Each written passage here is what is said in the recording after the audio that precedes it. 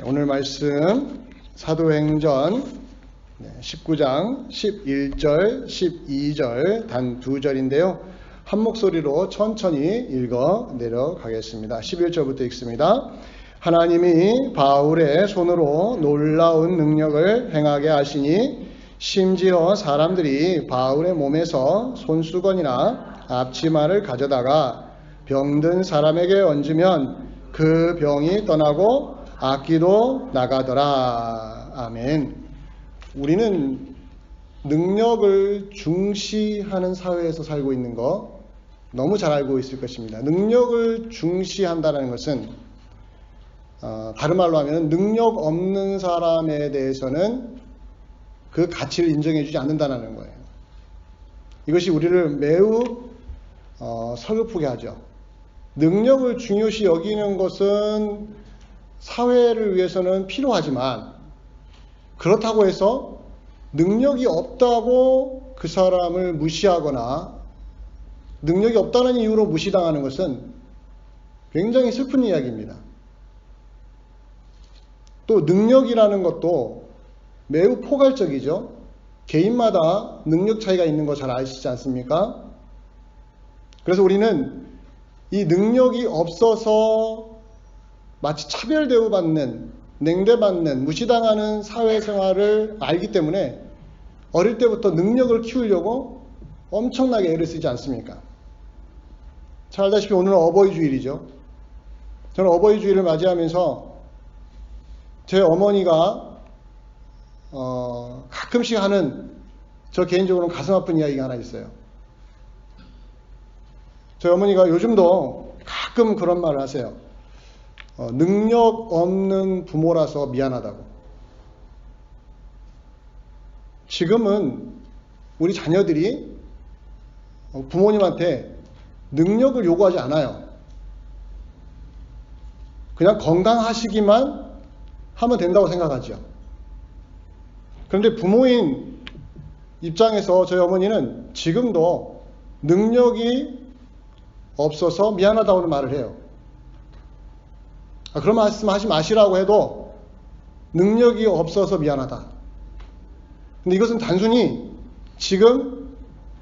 연세가 많이 드셔서 사회활동을 못하고 경제활동을 못해서가 아니라 너희들이 우리 사형제가 어릴 때에 부모님이 능력이 있었으면 훨씬 더 좋은 환경 속에서 더 많은 교육을 받을 수 있었을 텐데 그때는 하루 먹고 하루 벌고 하루 먹고 살아야 될 그런 어려움 속에서 아무것도 해주지 못한 것에 대한 안타까움을 그 마음속에 품으시고 지금 그런 말 해도 안 해도 되는데 지금도 그런 먹먹한 이야기를 하시는 거예요. 능력이 없는 부모라서 미안하다. 이것은 자녀를 키우는 부모라면 누구나 할 것 없이 공감하는 부분이죠. 자녀를 키우다 보면 부모가 능력이 있었으면 좋겠다라는 생각을 하게 됩니다. 내가 돈이 더 많다거나 사회적인 지위가 있어서 자녀들이 사회활동하는데 도움을 줄 수 있다거나 이러한 능력 측면에서 부모와 자녀의 관계를 생각한다는 것 자체도 슬픈 이야기예요.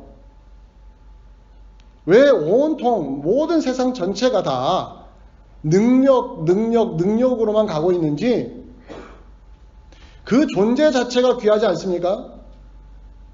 이 땅에 태어난 존재 자체가 귀한 거 아니에요? 근데 그 존재의 가치를 그 사람이 가지고 있는 능력으로 평가하는 우리 세상, 우리가 살고 있는 이 세상이 내가 얼마나 능력이 있느냐로만 판단하는 이런 현실 속에서 우리가 신앙생활을 하고 있습니다. 자, 그런데 성경을 보면 성경도 좀 비슷한 것 같아요.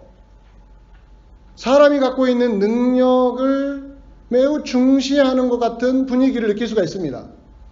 사도행전을 우리가 쭉 살펴보고 있는데 사도행전을 보면 전반부는 베드로라는 사람의 능력에 초점을 맞춰서 기록해주고 있고, 후반부를 보면 바울이라는 사람의 능력에 초점을 맞춰서 기록해주고 있어요. 잘 보세요. 정말 우리가 이런 부분에서 성경을 잘 이해해야 될 텐데, 베드로가 갖고 있었던 능력과 바울이 갖고 있었던 능력을 한번 가만히 들여다보면 한 4가지로 확인이 돼요. 이 두 사람이 나타나는 공통점이, 첫 번째는 설교의 능력이 대단했습니다. 설교의 능력. 간단한 예를 들어서 베드로는 한 번의 설교로 몇 명이 회개했다고요? 3,000명이 회개를 했어요. 한번 생각해 보세요. 성경에 나오니까 그런가 보다 하지, 실제로 우리 현실에 이루어진다면 이건 뒤집어지는 역사죠. 어떻게 한 번의 설교로 3,000명이 그 자리에서 회개합니까? 저는 11년을 목회하면서 설교했는데 제 설교 듣고 회개했다는 사람 한 명을 제가 들었을까요? 못 들었을까요? 네, 상상하십시오. 그냥 창피해서 말을 못하겠습니다. 11년 설교를 했는데 1년에 52주를 설교했다고 하면 11년이면 얼마입니까? 토요 새벽까지 한번 따져보세요. 얼마나 많이 했습니까? 근데 단 한 영혼이 내가 목사님 설교 듣고 진짜 예수 믿게 되었습니다 라는 말을 제 귀로는 못 들어봤어요. 설교의 능력 엄청 중요하지 않습니까? 베드로와 바울은 설교의 능력이 어마무시했어요. 그와 더불어서 그들은 병자를 고치는 치유의 능력이 대단했습니다. 이제 우리가 살펴볼 텐데 오늘 본문을 통해서도, 또 하나는 그들은 귀신을 쫓아내는, 악한 영을 쫓아내는 능력을 가지고 있었습니다. 축귀라고 하죠. 악의 영을 쫓아내는 능력, 축귀 사역이라고 해요. 한국말 한자를 들어서 설명한다면 귀신을 쫓아내는 능력이 대단했습니다. 그리고 그들은 사람을 변화시키는 능력이 대단했어요. 설교를 듣고 회개할 정도가 아니라 그 설교를 듣고 사람이 변화되는 역사가 있었다라는 거예요. 이건 회개하고 좀 다른 영역이죠. 회개는 예수를 믿는 사람을 말한다면, 이 변화란 것은 성화되는 것이죠. 거룩해지는 삶으로 가는 거예요.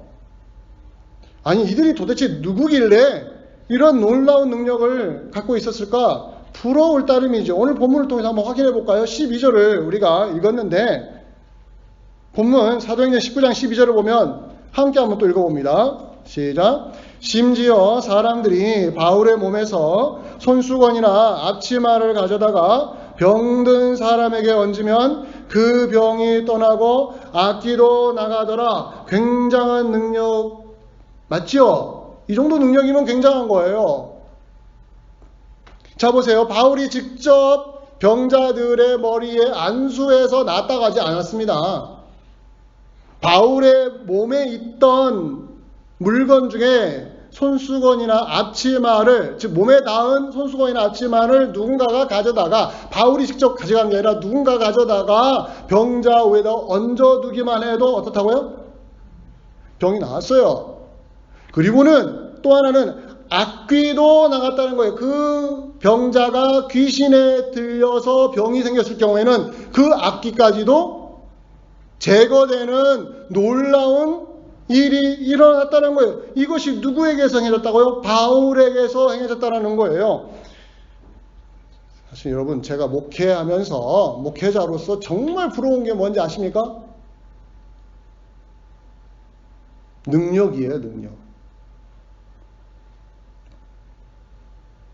이런 능력을 교회 사역을 하면서 갖고 있었으면 얼마나 좋을까라는 그러한 부러움이 제 마음에 참 가득합니다. 아픈 자가 우리 교회 성도님들에게 얼마나 있습니까? 그런 아픈 자를 위해서 제가 기도했더니 나았다라는 이야기가 들리기를 저는 사실은 원하는 사람 중 하나예요. 제가 능력이 없으니까 감히 그런 말을 못할 뿐이지, 제가 왜 그것을 원하지 않겠습니까? 아픈 자를 위해서 기도했더니 정말 하나님이 역사해 주셔서 낫게 해주시는 그런 능력,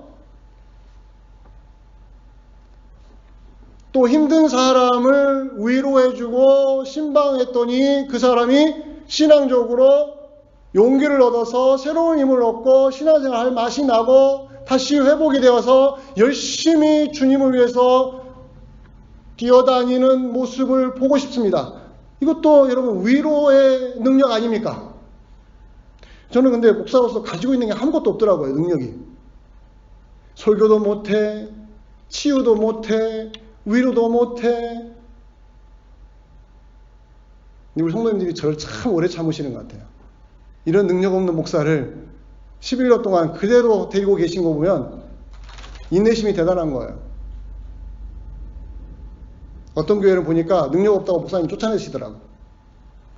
우리 교회는 그러지 않으니까 감사하죠. 아니 보세요. 능력이 있어야 되지 않습니까, 목사가? 교회 사역을 하는데? 근데 왜 하나님이 저에게는 어떤 능력도 안 주셨을까? 그런 안타까움이 있는 거예요. 여러분, 베드로, 아까 전반부에는 베드로가 갖고 있던 능력을 말씀을 제가 드렸지 않습니까? 한 번의 설교 3,000명이 회개했다고 하지 않았어요? 또 하나는 베드로에게도 치유의 능력이 있었습니다. 얼마나 그의 능력이 대단했냐면 사도행전 5장을 보면 알겠지만 그의 그림자가 덮이기만 해도 병자들이 나았다고 했어요. 자, 5장 15절 보세요. 사도행전 5장 15절에 보면 심지어 병든 사람을 메고 거리에 나가 침대와 요 위에 누이고는 베드로가 지날 때에 혹 그의 그림자라도 뭐라고요? 누구에게 덮일까 바랐다라는 건 뭡니까? 진짜로 그렇게 그림자만 덮여도 나았기 때문에 그렇게 열정적으로 그의 그림자에 덮이기만 해도 좋겠다라는 소망을 품었지 않습니까? 즉 베드로가 갖고 있는 능력이 어마어마했던 것이죠. 말씀 설교만 잘하는 것이 아니라 치유의 능력까지도 갖고 있었던 사역자로서는 이보다 더 훌륭한 사람이 없을 정도 아니겠습니까? 여러분, 금상첨화라는 단어 아시죠? 금상첨화. 저는 바울과 베드로를 보면서 금상첨화 사역을 했다고 말합니다. 금상첨화. 설교만 잘한 것이 아니라 치유의 능력까지 있었던 더 이상 바랄 것이 없을 정도로 완벽한 영적인 무기를 갖고 사역을 했기 때문에 초대교회가 세워졌고, 그리고 이방 선교를 갔을 때 예수 모르는 사람들, 그 적대적인 사람들을 바꿔놨으며 그들이 예수 그리스도 앞에 나와서 데살로니가 교회, 에베소 교회, 필리포 교회라는 교회들이 세워지는 역사가 있지 않았습니까? 이 능력이 있어야 되지 않겠습니까? 자, 그런데 오늘 본문 11절을 보셔야 돼요. 12절에서는 바울이 갖고 있었던 능력이 얼마나 대단했는지를 가감없이 드러냈는데 사실은 11절이 있었습니다. 11절. 오늘 19장 11절을 보시면 뭐라고 하는지 같이 한번 확인을 해보겠습니다. 같이 한번 읽어봅니다. 시작. 하나님이 바울의 손으로 뭐라고요? 놀라운 능력을 행하게 하시니, 그 다음에 12절이 나와요. 뭐라고요? 심지어 사람들이 바울의 몸에서 손수건이나 앞치마를 가져다가 병든 사람에게 얹으면 그 병이 떠나고 악기도 나가더라. 12절은 뭐의 결과입니까? 11절의 결과라는 거예요. 11절이 뭡니까? 하나님이 바울의 손으로 놀라운 능력을 행하게 하셨다는 거예요. 즉 바울이 행했던 그 놀라운 경이로운 능력은, 그 출처는, 그 근원은 누구에게 있다는 거예요? 바울이 아니라 하나님에게 있다라는, 하나님께 있다라는 것을 분명히 선언해주고 있어요. 의도적으로 11절을 강조했던 거죠. 하나님이 바울의 손으로 위대한 일을 행하게 하셨는데 그 결과 바울의 몸에서 난 물건을 만지기만 해도 낫더라. 바울에게서 나온 능력인 줄 알았는데 그 능력의 더 근원은 어디에 있었다는 거예요? 하나님에게 있었다는 이야기를 의도적으로 하나님이 행하게 하시니라는 분명한 선언을 해주고 있는 이유가 뭘까? 저는 이 부분에서 오늘 설교를 준비했습니다. 그래서 제가 목회할 수 있었던 이유이기도 하고요. 설교 능력, 치유 능력, 위로의 능력, 아무런 능력이 안 갖고 있는 사역자라도 하나님이 교회에 세우시면 사역을 할 수 있는 이유가 바로 여기에 있습니다. 바울이 천부적으로 그가 훈련을 해서 그가 연말을 해가지고 그 능력을 갖고 있었다면 당연히 그가 칭찬받아야겠죠. 그런데 오늘 본문을 보시면 누가 하게 하셨다고요? 하나님이 그 일을 하게 하셨더니 바울이 행했다는 거예요. 그 말은 뒤집어서 말하면 어떻게 합니까? 하나님이 그것을 하게 하지 않으시면 아무리 바울이라도 어디 가서 능력을 행할 수 있었어요? 없었어요?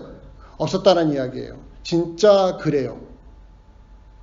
바울이 행했던 능력만 보니까 대단하다고 보는데 그가 아무것도 하지 못하고 감옥에 갇히거나 그가 자기를 적대적으로 대하는 사람들에게 어떤 것도 해볼 수 없었던 무능한 모습도 사도행전에 많이 나오는 걸 보면 철저히 하나님의 도구였다는 것을 확인을 해야 한다는 것이죠. 이걸 놓치지 말자는 거예요. 왜 이게 중요하냐면 오늘 본문에서 저자가 11절에 하나님이 행하게 하시었고 12절에 바울의 몸에서 난 물건을 만지기만 해도 병자들이 나았다라고 하는 이 문장을 의도적으로 드러냈던 그 목적이 있었다는 거예요.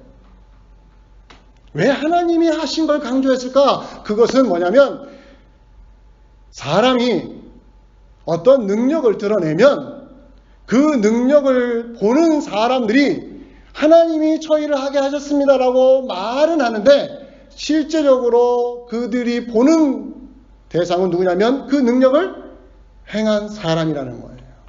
이것이 바로 우리 인간의 가장 큰 약점이에요. 개인의 능력이 아니라 하나님의 능력입니다. 하나님이 주셔서 그렇게 했습니다 라고 하나님께 영광을 돌립시다 라고 말을 하는데 이것은 립서비스에 불과하다는 거예요. 립서비스가 뭔지 아시죠? 입술로만 그렇게 말하는 거예요. 그러나 실제적으로 마음은 누구에게 빼앗겼다고요? 그 능력을 행하는 사람에게 마음을 주어버린 거예요. 여러분 이 차이가 뭔지 모르시면 이거 진짜 굉장히 위험한 겁니다. 능력의 사역자를 원합니다. 하나님 우리 교회도 능력의 사역자를 주시옵소서. 그 능력의 사역자가 딱 들어오면 능력의 사역자 생기면 사람들의 눈과 귀를 누가 사로잡아요? 그 사람이 사로잡아요. 물론 그 능력을 행하는 사역자도 그럽니다. 이건 하나님의 영광입니다. 하나님이 하셨습니다. 이렇게 말을 하죠. 그리고 그 능력을 보는 사람도 이건 하나님이 하셨습니다고 말하죠. 그러나 그 하나님은 눈에 보여요? 안 보여요? 안 보이고 보이는 사람은 누굽니까? 능력을 행하는 그 사람이죠. 그 사람에게 초점을 맞출 수밖에 없는 게 우리의 약점이라는 거예요. 그래서 능력 있는 사역자가 도드라질 때에 붉어지는 잘못된 신앙 형태가 있습니다. 잘못된 신앙 형태. 그것은 사람을 높이는 신앙 형태입니다. 사람을 높이는 신앙 형태. 사람을 높이려는 유혹에 빠지게 되는 거예요. 예를 들어서 목사님 같은 경우는 다 설교를 잘해야 됩니다. 설교를 잘하는 목사님이 있습니다.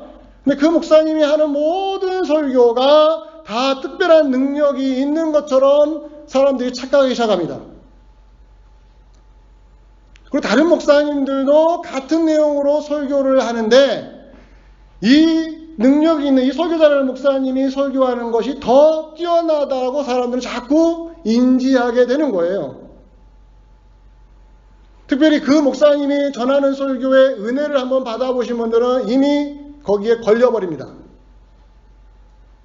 그래서 그 목사님이 설교하셔야만 은혜를 받는다고 하는 잘못된 마치 연예인들 중에 그렇게 많은 연예인 중에 한 연예인에게 꽂혀가지고 팬이 되는 그런 현상이 지금도 설교를 잘하는 목사님들이 능력의 종이라는 이름으로 불려지면서 사람들의 추앙을 받을 수 있다는 거죠. 거기다가 치유의 능력까지 그분에게 생겨버리면 이제는 그 교회는 난리가 나는 것입니다. 하나님은 모이지 않고 그 능력 있는 사역을 하는 사람에게만 사람들이 관심을 기울이는 것이죠. 따라서 여러분 우리 이스라엘 한빛교회 능력 없는 종인 목사를 데리고 있다는 건 축복입니다. 여러분들. 아멘 안 나오시죠? 이게 축복인 거예요. 목사에게 너무 많은 걸 기대하지 마세요. 목사가 유명해지고 잘나잖아요. 우리 성도님들은 외로워져요. 외로워져요.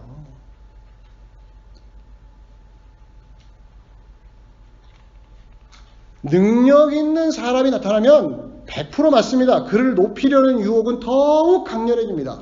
이것은 교회만의 문제 아니에요. 세상 전체가 그렇게 돌아가요. 여러분, 정치인 중에 슈퍼스타를 왜 사람들이 그렇게 열망하는지 아십니까? 연예인 중에 또 어떤 유명한 사람에게 마음이 꽂히는 거 왜 그런지 아십니까? 운동선수도요. 여러분, 슈퍼스타급으로 한 명에게 탁 꽂히는 거 여러분들 아시지 않습니까?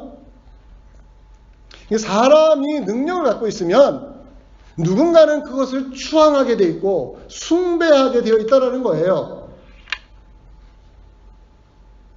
이것이 신앙생활에 아무런 해를 끼치지 않는다고 하는 생각 자체가 위험한 거예요. 여러분, 바울이 굉장한 능력을 가지고 있었다고 했지 않습니까? 오늘 19장에서도 이런 능력을 보여줬는데 이미 여러분 14장에서 대단한 일을 경험했던 사람이 바울이었어요. 바울이 사도행전 14장에 보면 루스드라 지역으로 들어가서 사역을 했는데 거기에서 태어날 때부터 안진뱅이였던 사람을 만나게 됩니다. 그리고 그를 정말 놀라운 능력으로 깨끗이 일어서게 만들어버려요. 태어날 때부터 안진뱅이였던 사람을 일어나서 뛰게 만들어요. 정상적인 사람을 만들어요. 어떤 이상한 행동한 거 아니에요. 그냥 예수 그리스도 이름으로 그 사람을 일으켜 세워버렸어요. 그러자 난리가 났죠. 그 루스드라 지역에 있는 많은 사람들이 태어날 때 안진뱅이였던 사람, 거린이었던 그 사람을 너무 잘 알고 있었기 때문에 이 사람이 막 뛰어다니니까 사람들이 집중하기 시작합니다. 누가 이 일을 만들었을까? 누가 이 일을 행했을까? 했더니 누가 나온 거예요? 그 일을 행한 사람이 하나님이 아니라 바울이었던 거죠. 그러니까 바울이라는 사람이 말 한마디로 그 사람을 이렇게 세우고 정상인으로 만들어버렸으니 사람들이 깜짝 놀란 거죠. 그래서 그 지역에 있는 사람들이 다 우르르 몰려드는데 누구에 몰려든지 알아요? 하나님께 몰려들지 않았어요. 누구에 몰려든지 알아요? 바울에게 몰려든 거예요. 바울에게 몰려들고는 바울을 향하여 예배를 드리기 시작합니다. 성경에 보면 제사를 드리려고 했다는 거예요. 제사를. 지금 뭐냐면 바울은 신적인 존재라는 것이죠. 그리고 실제적으로 신이 인간의 몸으로 왔다라고 그들은 생각하고 바울을 신적인 존재로 추앙하려고 했습니다. 그럴 때 바울이 어떻게 한지 알아요? 자기 옷을 찢어버리고 그 사람들을 엄청난 에너지를 쏟아서 말렸습니다. 제발 이러지 말라고. 나는 당신들과 똑같은 사람에 불과하다고. 살아계신 하나님이 나를 단순한 도구로 사용해서 일하신 거지 나는 그런 존재가 아니라고. 왜 바울이 그렇게 한 줄 알아요? 바울은 자기가 능력을 행해서 사람들이 막 변화되고 이런 거에 심취하지 않고 더 무서운 분을 알았던 거예요. 하나님이 무서운 걸 알았던 거예요. 왜 아느냐? 사도행전 12장을 보면 압니다. 사도행전 12장에 보면 헤로도 왕이 나오지 않습니까? 사도행전 12장 다음에 사도행전 14장이 나오는 거예요. 사도행전 12장에 보면 헤로도 왕이 초대교회를 박해해서 야고보를 살해합니다. 공개 처형합니다. 그리고는 그 교회를 완전히 전멸시키려고 사도들을 더 잡아서 죽이려고 혈안이 되었습니다. 그런데 하나님이 그런 헤롯 왕을 죽이지 않으셨습니다. 여러분 놀라운 거예요. 교회를 핍박하고 야고보 사도를 죽이고 베드로를 유수해서 사도들을 막 감옥에 집어넣고 막 핍박할 때는 하나님이 하나도 안 움직이셨습니다. 헤롯 왕을 제어하지 않으셨어요. 그런데 그 뒤에 무슨 일이 있었는지 알아요? 이 헤롯 왕이 어느 지방으로 가서 연설을 했습니다. 그랬더니 그 지방 사람들이 뭐라 했습니까? 이것은 신의 목소리다라고 했습니다. 신의 목소리다고. 그랬을 때 헤롯 왕이 그래 내가 그런 사람이야 라고 하자 사도행전 12장 23절을 같이 읽으면서 확인해 보겠습니다. 사도행전 12장 23절 같이 읽어봅니다. 시작. 헤롯이 영광을 하나님께로 돌리지 아니하므로 주의 사자가 고치니 벌레에게 먹혀 죽으니라. 헤롯이 어떻게 죽었는지 나오잖아요. 그런데 보세요. 누가 죽이셨어요? 하나님이 분명히 죽이셨습니다. 자 보세요. 헤롯이 교회를 핍박할 때, 억울하게 야고보를 죽일 때에도 그를 제거하지 않으셨는데 어떨 때 제거하셨다고요? 내가 신적인 존재지 라고 사람들의 추앙을 받으면서 자기를 높일 때 하나님이 벌레 먹혀서 죽는 벌을 내리셨다라는 거예요. 그리고 14장에 루스라에 가서 바울이 똑같이 뭐라고 받았어요? 어떤 추앙을 받았어요? 헤롯 왕이 받았던 추앙대로 뭐예요? 신이 인간의 몸으로 온 사람이 이 바울이다 해가지고 바울의 신적인 존재를 높였을 때 바울이 어떻게 했어요? 그렇지 했었으면 하나님이 가만히 놔두셨겠을까요? 바울은 이게 무서웠던 거예요. 바로 이겁니다. 사람이 능력을 갖고 있고 능력을 행하기 시작하면 그 순간에 깊은 함정에 빠져버리는 것이죠. 차라리 능력이 없는 게 좋아요. 그럴 바에는. 근데 능력을 하나님이 주시기도 해요. 왜? 교회를 불쌍히 여기셔서. 근데 그 능력을 행함으로 인해서 그 교회가 좋은, 선순한, 좋은 영향력을 받는 것 같은데 시간이 지나면은 누가 도드라진다고요? 사람이 도드라지면 사람이 숭배를 받으며 사람들이 그 사람에게만 몰려들기 시작하고 그 사람에게만 머리를 들밀고 안수받으려고 하고 그 사람이 뭐가 대단한 존재인 것처럼 그 사람을 통해서 능력이 나타나는 것처럼 오해를 해서 그 사람에게 매달리는 아주 나쁜 습관의 신앙생활이 나타나요? 나타난다는 거예요. 그럴 때는 하나님이 싹 뺏으시는 게 나아요. 차라리. 너는 설교만 해. 어떤 능력도 행하지 마. 차라리 이것이 교회의 유익이 아니에요? 교회의 유익이라니까요. 사람을 높이는 일은 능력을 중시하는 사회, 능력을 중시하는 교회에서 반드시 나타나는 신앙의 함정입니다. 그래서 바울이 고린도 교회를 향하여 이렇게 외쳤던 거예요. 고린도 교회가 어떤 교회입니까? 그 교회에 유명한 설교자들이 몇 명이 거쳐갔지요. 바울 거쳐갔고 베드로 거쳐갔고 아볼로가 거쳐갔어요. 이 세 사람은 그 당시에 너무 유명했던 설교자들이죠. 근데 한 교회에서 사역을 했어요. 번갈아 가면서. 그러니까 바울의 영향을 받은 사람, 아볼로의 영향을 받은 사람, 베드로의 영향을 받은 사람들이 생기지 않겠습니까? 팬덤이 생긴 거죠. 팬덤이 생겨가지고 그들이 자기들끼리 나는 바울의 제자야, 나는 아볼로의 제자야, 나는 베드로의 제자야 하면서 서로 막 도토리 키재기 하는 거예요. 얼마나 꼬물견입니까? 근데 사람이 그렇게 해요. 사람이 그래요.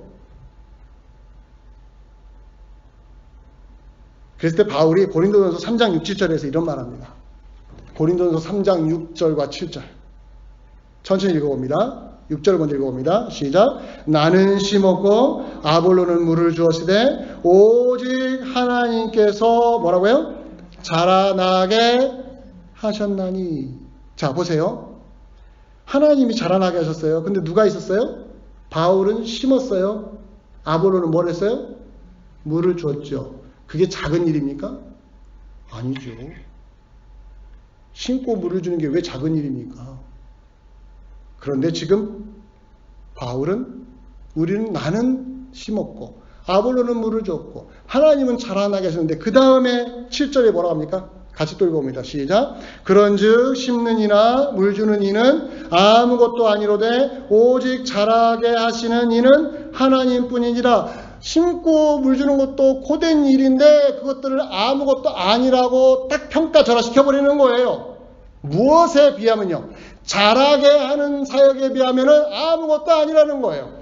자, 여기에서 바울은 뭐라고 합니까? 내 설교로 사람들이 자랐고 내 설교로 사람들이 회개했으며 내 설교로 사람들에게 놀라운 변화가 일어났다고 하지 않았습니다. 누가 하셨다고요? 하나님이 하셨다고 말합니다. 내가 한 것은 고작 심었고 물 주는 것 뿐이었습니다. 나는 입을 열어서 예수 그리스도의 이름으로 설교만 했을 뿐입니다. 이렇게 말했던 거죠.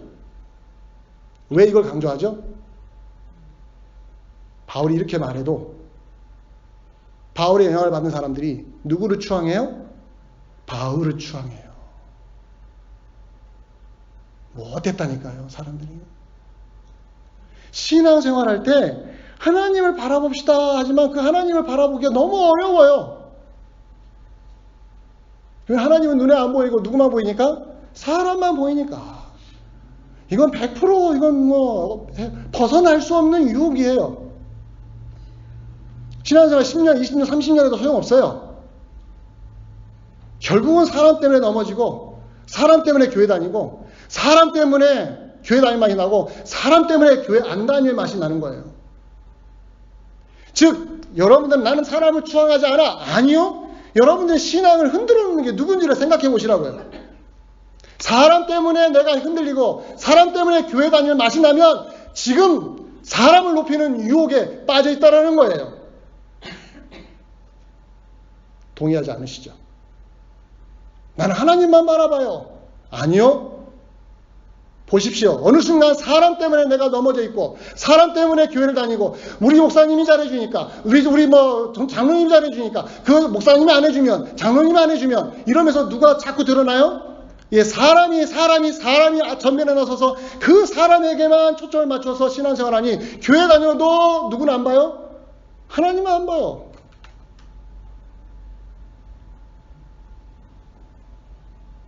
사람을 높이는 신앙생활은 남의 이야기가 아니에요. 여러분과 저의 이야기예요. 목사도요, 사람 보면요, 설교할 맛이 안 난다고 하는 사람도 있어요. 왜 설교를 하면 뭐해요? 제가 아까도 그랬잖아요. 11년 설교하면 뭐합니까? 회개한 사람도 없고, 변화된 사람도 없는데, 내가 뭐 때문에 설교합니까? 이런 회의주의에 빠져 안 빠져요? 빠지지 않겠습니까? 하물며 일반 성도님들은 오죽하겠습니까?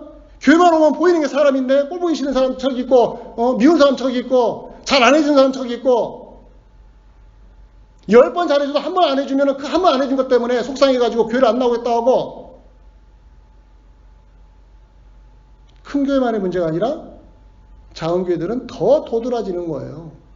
이것도 알아요. 내가 안 나오면 교회가 얼마나 상처가 될지 아니까 나 안 나가 이래버리는 거예요. 교회다 되고. 하나님께 죄를 짓는 것인데 하나님 앞에 정말로 큰 죄를 짓는 것인데 이 마음을 몰라요. 왜 그렇습니까? 다 근본적인 원인은 어디에 있습니까? 사람을 높이는 마음이 우리 안에 있기 때문에 그런 거예요. 사람만 바라보는 이 신앙생활을 지금도 하고 있기 때문에 교회 나와서 예배드린들 하나님을 바라보자 한들 사람만 보고 있으니 어떤 이야기를 해도 안 들리는 것이죠. 어떻게 해야 되겠습니까? 여러분과 자, 어떻게 해야 될까요? 그냥 다 포기하고 그냥 될 대로 되라고 나갈까요? 아니요. 성경에 답이 나와요. 여러분과 제가 사람이라는 늪에 빠지지 않기 위하여, 사람 때문에 걸려 넘어지지 않기 위하여, 사람 때문에 시험 들지 않기 위하여 여러분과 제가 반드시 기억해야 될 두 가지가 있습니다. 이 해결책이에요. 하나는 우리의 약함, 나의 약함을 끊임없이 되새김하십시오. 나는 약한 존재야. 나는 사람에게 넘어지는 존재야. 나는 사람만 바라보는 사람이야. 이걸 솔직하게 인정하십시오. 이게 우리의 약함이에요. 우리의 약함을 인정하시기 바랍니다. 나는 안 그래. 안 그런 척하다가 넘어지지 마세요. 언제든지 여러분과 저는 사람 보다가 넘어지고 사람 보다가 교회 다닐 맛이 나고 사람 때문에 교회 다니고 사람 때문에 교회 안 다니는 아주 연약한 존재라는 걸 인정하셔야 돼요. 나는 안 그래. 이런 오만에 빠지지 마시길 바랍니다. 정말 사람 때문에 시험에 들어요. 그렇기 때문에 여러분과 제가 꼭 기억해야 될 거, 우리의 약함이 뭐라고요? 단순히 육체가 약해요, 정신적으로 약해요, 마음이 약해요, 나는 성질이 원래 그래요. 이게 아니에요. 정말 우리의 약함, 우리의 진짜로 잘못된 신앙 상태는 뭐냐면 내가 사람 때문에 교회 다니고 사람 때문에 교회 안 다니려고 하고 사람 때문에 시험 든다는 이걸 인정하지 않는 게 더 나쁜 신앙 형태라는 거예요. 인정하십시오. 기도할 때마다 인정하십시오. 하나님, 오늘도 저는 교회 왔는데요. 저 사람 때문에 시험 들어요. 인정하세요. 하나님 앞에 인정하세요. 이거 좀 고쳐달라고. 그래야 두 번째가 나옵니다. 두 번째 뭐냐면 주의 은혜입니다. 이때 주의 은혜가 나오는 거예요. 내가 사람 때문에 넘어지는 존재라는 걸 인정할 때 주의 은혜가 내게 와요, 안 와요? 그때 오는 거예요. 그러나 내 속마음을 숨기고 하나님 앞에 어떻게 내가 속마음을 숨깁니까? 근데 속마음을 숨기고 안 그런 척하고 거룩한 척하고 나는 대단한 사람 척하니까 어떤 거예요? 속이 골마가다가 나중에 뻥 터져가지고 수선이 불과한 존재가 돼버리는 거예요. 왜? 하나님의 은혜를 안 누리거든요. 하나님은 은혜를 누구에게 주는지 알아요? 연약한 자에게 주세요. 예수님이 그 유명한 얘기했죠. 의사가 누구에게 필요하다고요? 건강한 자에게 아니라 병든 자에게 필요하다는 말이 무슨 뜻입니까? 하나님의 은혜는 자기 약함을 알고 인정하는 신앙인에게 주어진다는 거예요. 믿으십니까? 진짜 그래요. 제발 안 그런 척 하지 마요. 난 사람 때문에 절대 안 넘어져.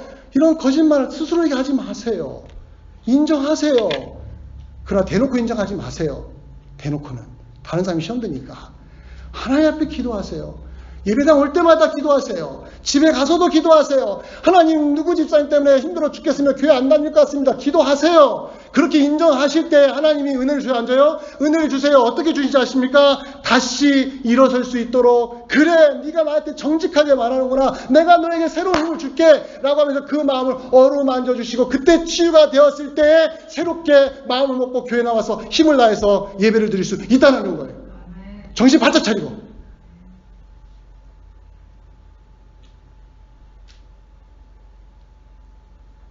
디모데전서 1장 14절을 제가 인용합니다. 디모데전서 1장 14절 같이 한번 읽어봅니다. 시작. 우리 주의 은혜가 그리스도 예수 안에 있는 믿음과 사랑과 함께 뭐라고요? 넘쳐나도록 뭐라고요? 풍성하였도다. 이게 바로 사역의 말미에 죽음 직전에서 디모데전서를 쓰면서 바울이 했던 말이에요. 주의 은혜가 차고 넘쳤다고 하던데 그 앞에가 뭐가 나온지 알아요? 제가 인용 안 했지만 나는 박해자요 핍박자요 폭행자라고 하는 스스로의 고백을 이야기한 거예요. 그게 무슨 말입니까? 나는 주 앞에서 정말 자격이 없는 사람입니다. 그 말은 뭐예요? 나는 사람 때문에 언제든지 넘어질 수 있는 연약한 존재예요. 난 사람 때문에 넘어지는 연약한 존재예요. 나 아무것도 아니에요. 나 40년 50년 교회 다녀도요. 사람 때문에 언제든지 오늘도 넘어질 수 있는 연약한 존재예요. 이걸 인정하고 나서 바울이 경험한 겁니다. 주의 은혜가 차고도 넘치는 놀라운 경험을 한 것입니다. 교회를 다니면서 언제까지 사람 때문에 사람이 있어서 교회 다니고 사람 때문에 교회 안 다니는 이런 신앙생활을 언제까지 하실 것입니까? 그럴싸한 교회 가면 그런 일 안 일어날 것 같아서 속아서 꼭 한번 가보시겠습니까? 꼭 가봐야만 경험합니까? 모든 열쇠는 여러분 우리 자신과 하나님과의 관계입니다. 나는 사람 때문에 넘어질 수 있는 정말 형편없는 신앙입니다라는 걸 고백했을 때 주의 은혜가 우리에게 실제적으로 다가와서 그래 내가 너를 이렇게 세우리라. 그때 일어나시면 진짜로 그 다음부터는 웬만한 사람의 말에는 넘어져 안 넘어져요? 안 넘어지는 거예요. 그러나 반대로 사람 때문에 넘어지기 때문에 여러분 목사님 장로님 다 줄 세워가지고 나한테 잘해 이렇게 해서 내가 세워지면요 그 사람은 또 넘어집니다. 100% 또 넘어져요. 사람들이 나한테 잘해주면 내가 신앙생활 잘하겠습니다. 이런 분들은요 교회에서요 오래 못 갑니다. 오래 못 가요. 주의 은혜가 차고 넘칩니다는 진짜 신앙의 맛을 아는 분이 또 사람 때문에 시험이 오더라도 어때요? 이길 수가 있습니다. 정신 바짝 차리셔야 돼요. 이 팬데믹 시대에. 다 교회 안 나가고 다 인터넷 예배 드리고 누구나 뭐 안 다니는데 이러한 이 형편없는 이 영적인 시대에 인간의 편리함을 중요시 여기고 사람 안 만나니까 좋고 사람 없으니까 좋고 이러한 말도 안 되는 비성경적인 것이 마치 성경적인 것처럼 둔갑하고 있는 이 시대에 주의 은혜를 어떻게 받습니까? 주의 은혜를 어떻게 받아요? 이 이기적인 마음은 어떻게 주의 은혜를 받습니까? 자기 약함도 모르는데 자기 연약함도 모르는데 자기 얼마나 연약하고 형편없는 존재인지도 모르는데요. 어떻게 주의 은혜가 내게 임해요? 그러니까 기고만장한 거예요. 교회만 오면은.